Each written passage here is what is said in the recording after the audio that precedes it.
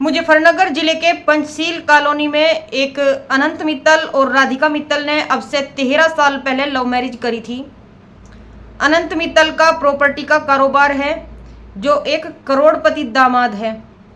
और राधिका का बैकग्राउंड, उसके जो पिता है वो ज्वेलर्स है मुजफ्फरनगर में ही, और भाई भी ज्वेलर्स है। दोनों ने 13 साल पहले लव मैरिज करी थी। उनका एक लड़का भी है 10-11 साल का।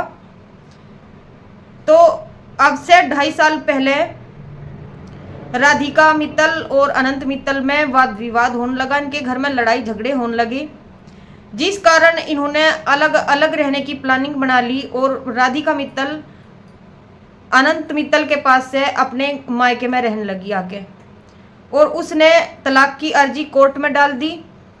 और जो लड़के की कस्टडी का भी केस उसने कोर्ट में डाल दिया कि किसके पास, मतलब जो फैसला आवेगा कोर्ट का कि माँ के पास रहेगा लड़का या बाप के पास रहेगा, इसका भी कोर्ट में उसने राधिका मित्तल ने केस डाल दिया अपने तलाक की अर्जी के साथ साथ। तो अभी सोमवार की घटना है, रात के टाइम में राधिका मित्तल के घर पे बहुत बड़ी पार्टी थी, यानी कि राधिका मित्तल के लड़के का जन्मदिन था। सभी रिश्तेदार इकट्ठा हो रहे थे, खूब ग्रैंड जन्मदिन मनाया जा रहा था। लड़का अभी फिलहाल अपने पापा अनंत मित्तल के पास ही रह रहा था देहरादून में, क्योंकि उसके पापा का, अनंत मित्तल का कारोबार है देहरादून में, तो वो वहीं उसके पास रह रहा था। तो जैसे ही अनंत रात के करीब 8 बज रहे थे, अनंत अपनी कार में अपने लड़के को लेकर अपनी ससुराल में आवे, क्योंकि उसका जो बर्थडे का सेलिब्रेशन था वो ससुराल में ही मनाया जा रहा था, यानी कि राधिका के मायके में मनाया जा रहा था। तो जैसे ही अनंत अपने लड़के को लेकर ससुराल में आवे और घर में प्रवेश करे, तो अनंत का लड़का भाग के अपनी नानी के पास चला जा अंदर, और गेट पे ही राधिका खड़ी रहे। राधिका ने अपने पति को अंदर जाने तक रोक लिया, जिसके कारण उनके दोनों के बीच में लड़ाई झगड़ा होने लगा। और लड़ाई झगड़ा होते होते वही पुरानी बात उठ गई। लड़ाई बहुत ज़्यादा भयंकर रूप ले लिया लड़ाई ने।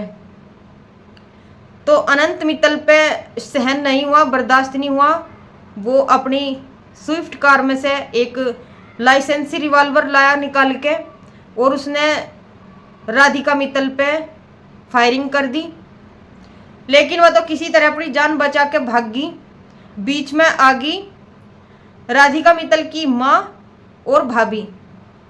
राधिका मित्तल की माँ के तो कंधे पे गोली निकल के गई, उनके भी गोली लग गई।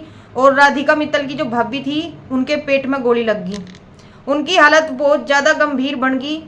उन्हें छुड़ाने के लिए राधिका मित्तल की चाची आई, तो उस पर भी अनंत मित्तल ने फायरिंग कर दी, उनके भी पेट में गोली मार दी। उनकी भी बहुत ही ज़्यादा गंभीर हालत बनी हुई है।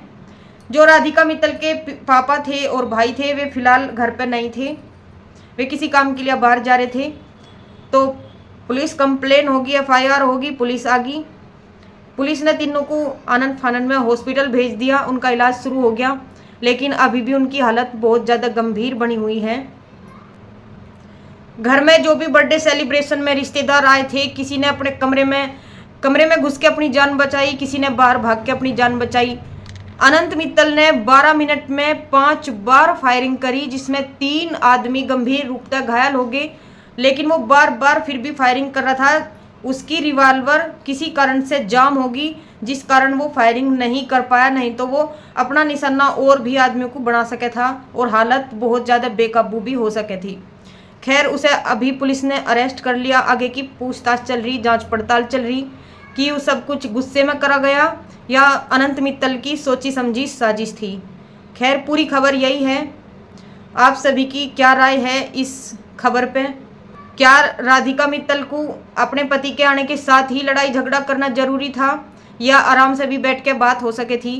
क्योंकि उनका जो तलाक का अर्जी है वो कोर्ट में है, और वहाँ पे ससुराल में वो अपने बेटे का बर्थडे सेलिब्रेशन के लिए ही आया था, अपने लड़के को लेके आया था।